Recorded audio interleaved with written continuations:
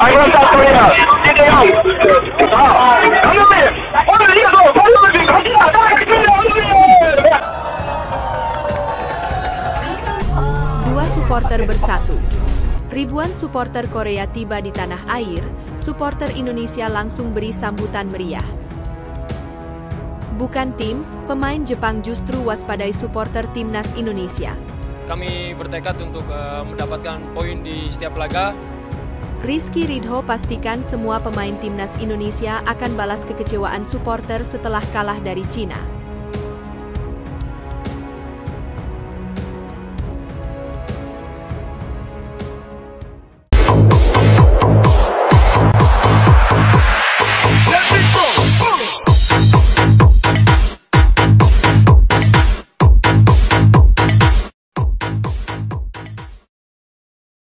Dua supporter bersatu. Ribuan supporter Korea tiba di tanah air, supporter Indonesia langsung beri sambutan meriah. Laga antara Indonesia versus Jepang, jumlah supporter tim tamu ternyata lebih besar dari yang diprediksi sebelumnya. Ribuan supporter Jepang dan Korea mulai membanjiri Jakarta untuk turut serta memeriahkan laga besar tersebut. Diketahui pihak Jepang sudah memboking tiket sebanyak lembar dan rupanya jumlah tersebut masih jumlah sementara pihak PSSI. Sebelumnya berjanji akan menyambut tim tamu beserta suporternya sebaik mungkin, jumlah kapasitas stadion sebanyak 77,000 kursi. Namun PSSI menyediakan tiket sebanyak 60,000 lembar untuk Ultras Garuda, selebihnya untuk pendukung tim tamu. Demi faktor keamanan, PSSI sengaja tidak memenuhi jumlah kapasitas kursi stadion, dan benar saja tiket sebanyak 4,500 lembar yang disediakan PSSI untuk Jepang dan Korea ternyata melebihi jumlah yang diperkirakan.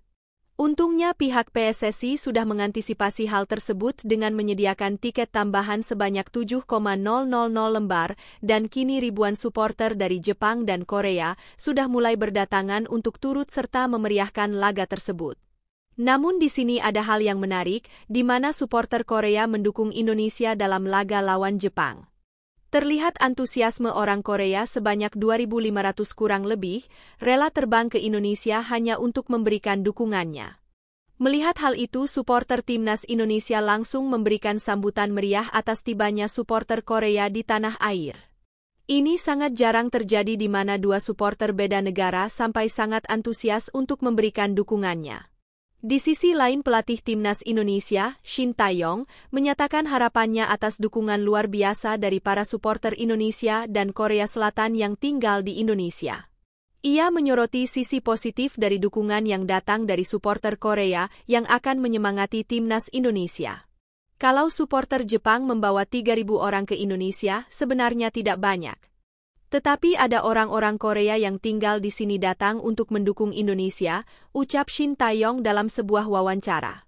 Pelatih asal Korea Selatan ini merasa terharu atas dukungan yang melibatkan sekitar 2.500 warga Korea yang tinggal di Indonesia. Ia menilai kehadiran mereka akan menambah semangat bagi skuad Garuda. Itu yang sebenarnya yang sangat saya apresiasi, karena ini bukan pertandingan timnas Korea, tapi ini timnas Indonesia agar timnas Indonesia bisa lolos ke Piala Dunia, lanjut Shin Tae-yong. Shin Tae-yong juga mengakui pentingnya dukungan ini dalam upaya mencapai target besar, yaitu finish di 4 besar kualifikasi Piala Dunia 2026. Hal tersebut juga sering ia diskusikan dengan Ketua Umum PSSI, Erick Thohir. Saya juga berpikir sama, lolos 4 besar, posisinya berpikir hal sama, karena sebelumnya juga sering membicarakannya dengan Erick Thohir tentang ini yang begitu mendalam, ujarnya.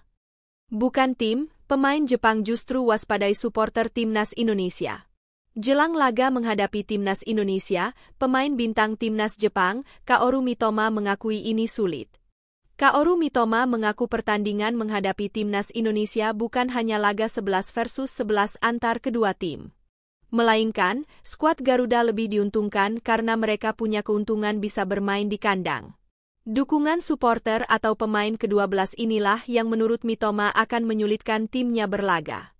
Chant dan nyanyian akan dikumandangkan para supporter di SUGBK bisa membuatnya sulit berkomunikasi dengan rekan-rekannya. Saya pikir antusiasme sangat tinggi dan saya pikir akan ada lebih banyak kejadian di mana kami tidak dapat berkomunikasi dengan baik, kata Kaori Mitoma dilansir dari Sponichi Ko.jp. Jadi ini hampir pasti pertandingan yang sulit untuk kami, tambahnya. Selain itu, pemain Brighton Hove Albion juga mengakui Indonesia adalah lawan yang kuat karena mereka dihuni oleh pemain-pemain yang berkarier di Eropa.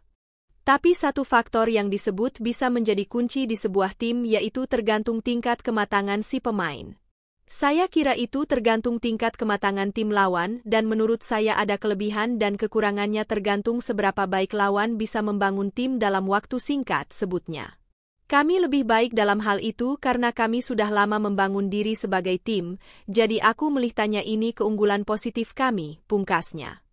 Rizky Ridho pastikan semua pemain timnas Indonesia akan balas kekecewaan supporter setelah kalah dari Cina. Bek timnas Indonesia, Rizky Ridho, mengakui bahwa kekalahan dari Cina cukup mengecewakan.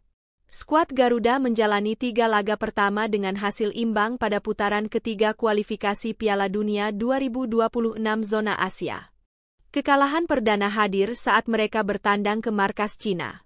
Bermain dominan sejak awal laga, Indonesia malah menerima kekalahan dengan skor 1-2 di pertandingan tersebut. Target meraih kemenangan perdana di bulan Oktober akhirnya gugur karena mereka juga ditahan imbang oleh Bahrain. Rizky Ridho menjelaskan bahwa skuad Garuda sebenarnya mengawali perjalanan dengan baik. Mendapatkan poin dari Arab Saudi dan Australia sebenarnya cukup positif bagi mereka. Selanjutnya, kalah dari Cina juga bukan hasil yang buruk tetapi ekspektasi supporter timnas saat ini cukup tinggi. Tentunya 2 poin di awal setelah melawan Arab Saudi dan Australia itu didapatkan dengan tidak mudah. Mungkin sebagian orang tidak puas dengan hal itu.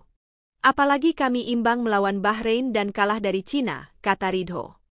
Pemain Persija Jakarta ini menambahkan kekalahan dari Cina cukup memukul skuad Garuda.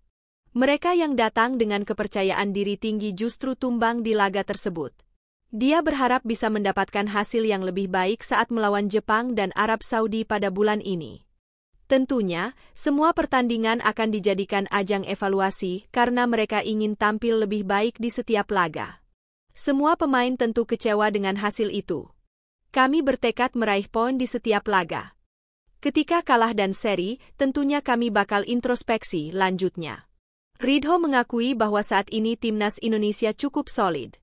Mereka sudah memiliki chemistry yang baik terutama saat memberikan pengawalan kepada pemain lawan. Menurutnya, pemain yang ada sudah bisa berkomunikasi dengan baik dan saling berbagi tugas.